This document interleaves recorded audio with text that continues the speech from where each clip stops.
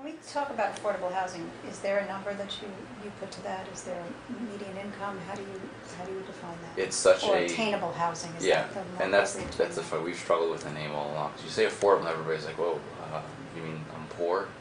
And it's like, well, it's not that anybody's poor or rich. It's just what can you afford. And here, unfortunately, what you can afford is extremely expensive.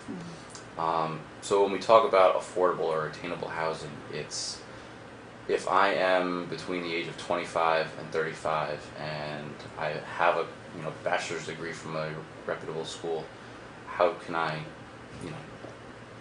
one, afford a house in Westchester? What's that going to cost for an apartment or a condo or a co-op?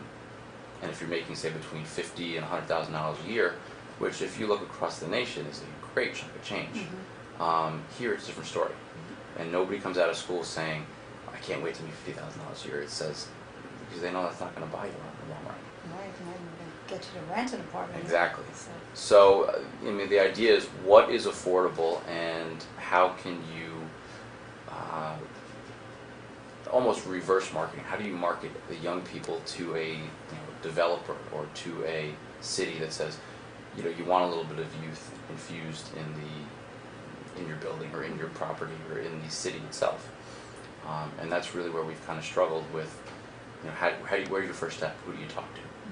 And, our approach has been, let's talk to each other. Let's see what everybody's struggles are across the board, which is the reason why we're having this seminar on the 30th, is to talk to, one, everybody networking in itself and see what everybody's struggles are, but two, to talk about whether it's a city planner, whether it's a developer, the political aspect, the mayor, different county executives, and figure out how can we at least address the issue.